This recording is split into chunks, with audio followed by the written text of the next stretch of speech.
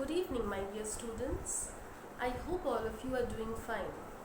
My name is Rimpi Sarkar and I am an assistant professor of English posted in Koshi College, Khagaria. Today I am going to talk about the Elizabethan sonnet from the history of English literature. Now, the Elizabethan age is the glorious era from 1558 to 1603 when Queen Elizabeth ruled Britain. England at that time was extremely economically sound as well as culturally very rich. Renaissance was at its peak. It was a very fertile period with marvelous literary outputs. Besides drama, another famous genre of this time was the lyric, and the zest for lyrical poetry explains the popularity of another poetic form called the sonnet during the Elizabethan period.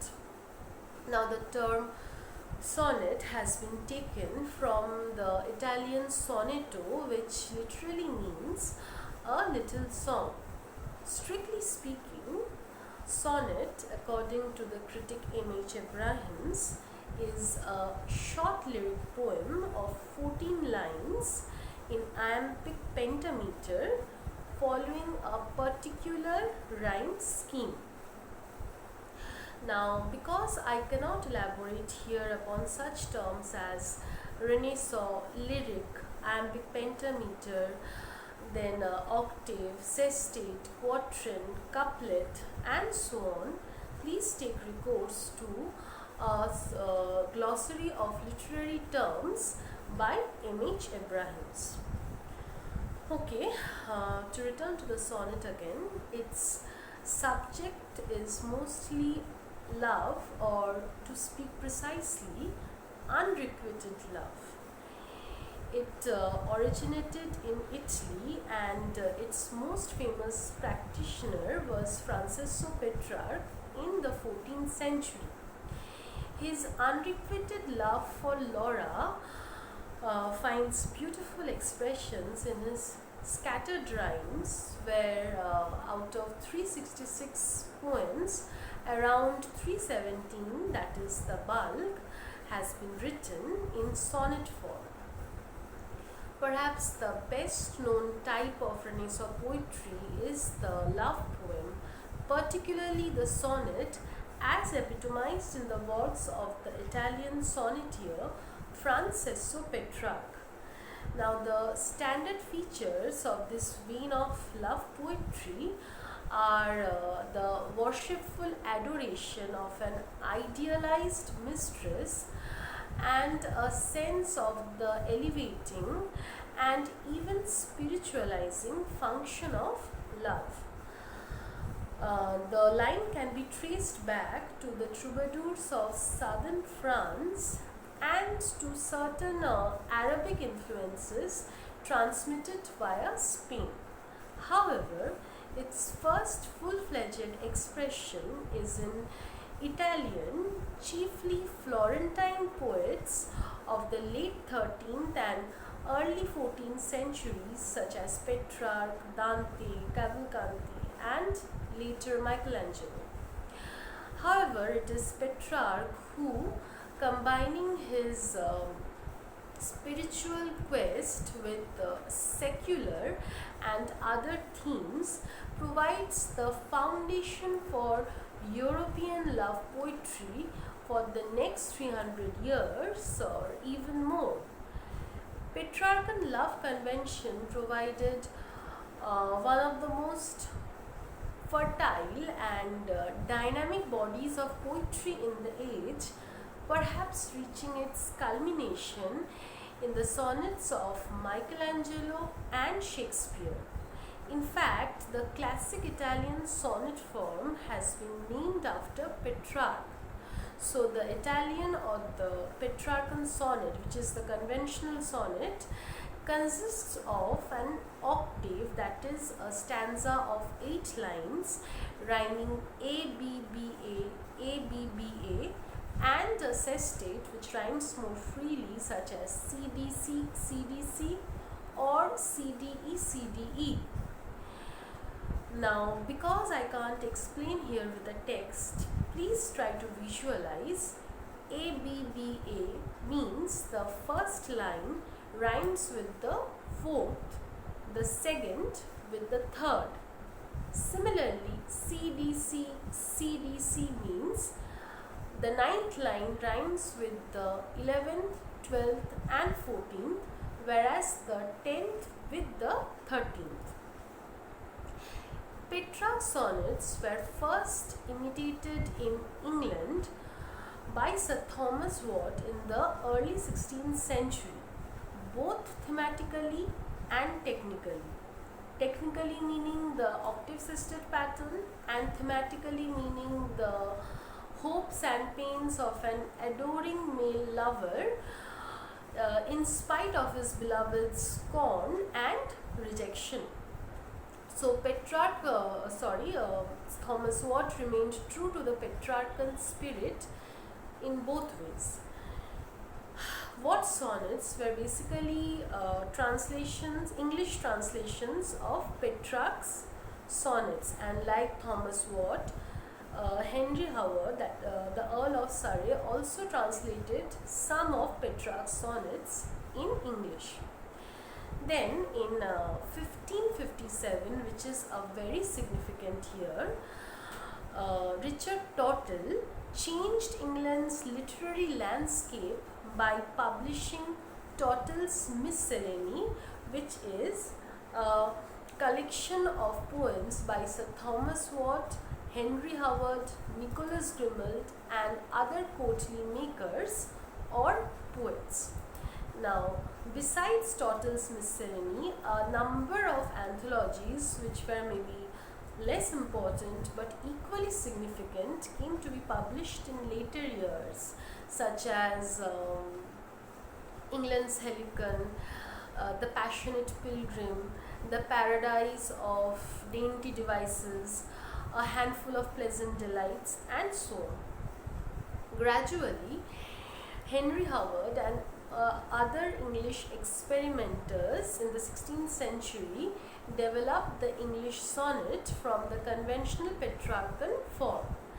It is also known as the Shakespearean sonnet after its greatest practitioner, William Shakespeare, and consists of a quatrain, that is a 4-line stanza. That is, it consists of 3 quatrains, that is 3 4-line stanzas, and a couplet, concluding couplet, that is the last 2 lines rhyming A B A B, C D C D, E F E F, G G. So the first line rhymes with the third, the second with the fourth, and so on till the last 2 lines which rhyme together. This form was predominant but not universal during the Elizabethan period. A notable variant is the Spenserian sonnet, in which Spenser linked each quatrain to the next by an interlinking rhyme scheme, that is ABAB, BCBC, CDCD, EE, that is the last line of the first quatrain and the first line of the second quatrain rhymes, and it continues in this manner till the last 2 lines, which again rhyme together. Now, Spenser was an innovator both technically and thematically. Regarding the technique I have spoken, which is the interlinking rhyme scheme, but also thematically, because his amority was an exception in the sense that it ends with the note of complacency, as Spenser's love is reciprocated by the woman he was courting, who gradually becomes his wife. So, unlike Petrarch's unrequited love for Laura, Dante's for Beatrice, Sidney's for Penelope, and so on, Spenser's amorous feelings for Elizabeth Boyle do not perish in vain. Now, for a better understanding of the Petrarchan rhyme scheme, please take recourse to some of Watt's translations of Petrarch's sonnets, as well as to the sonnet sequence Astrophel and Stella by Sir Philip Sidney. With regard to the English sonnet, please refer to Shakespeare's series of sonnets which is unnamed in order to comprehend the English pattern, or else the rhyme pattern of the English sonnet. Finally, go through Spenser's sonnet sequence Amoreti in order to understand Edmund Spenser's rhyme scheme. Now, the Petrarchan rhyme pattern has on the whole favored the statement of a problem, situation or incident in the octave, followed by a resolution in the sestet. Now, the English pattern sometimes uses a similar division of material, but often presents instead a repetition with variation of a statement in each of the three quatrains. However, in either case, the last two lines, that is the concluding couplet, usually imposes an epigrammatic turn at the end. Another point, significant point of distinction is that the volta, or the turn in arguments or thoughts, which is generally initiated in the 9th line of a Petrarchan sonnet, that is the transition from octave to sestet, usually happens in the concluding lines, the concluding two lines of the English sonnet. Following Petrarch's early example, a number of Elizabethan authors arranged their poems in sonnet sequences or sonnet cycles, in which a series of sonnets are linked together to explore the varied aspects of a relationship between lovers, or else by indicating a development in the relationship. For instance, Sir Philip Sidney's Astrophel and Stella, universally acclaimed by the readers of the time as the first true English sonnet sequence, records his love for Penelope Devereux before and after she married Lord Rich. Then Edmund Spenser's Amoreti traces his courtship of his future wife Elizabeth Boyle, culminating in an epithalamion or marriage song. Then William Shakespeare's series of 154 sonnets famously records the course of a cryptic triangular relationship between the poet, an aristocratic friend, and a dark lady. Next,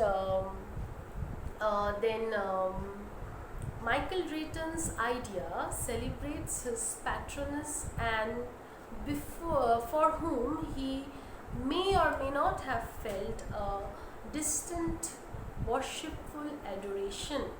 There were also other sonnet sequences during this time, such as Samuel Daniel's Delia and so on.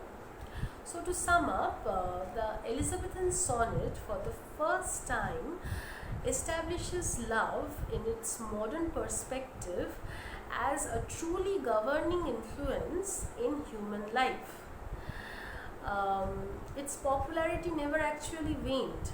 Thus, we still read the sonnets of John Donne, which are noted for their religious fervour, as well as Milton, who used the sonnet form for political declamation or for expressions of other forms of personal experience.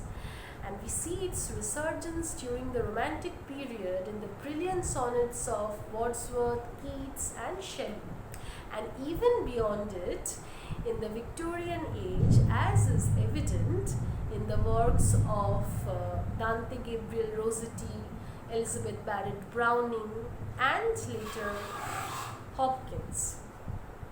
Of course, it got modified in the later years, as can be seen in the curtain sonnets of Hopkins or in George Meredith's 16-line sonnets, but it is still a very popular poetic form and will continue to remain so. Definitely, it will continue to remain so in the ages to come.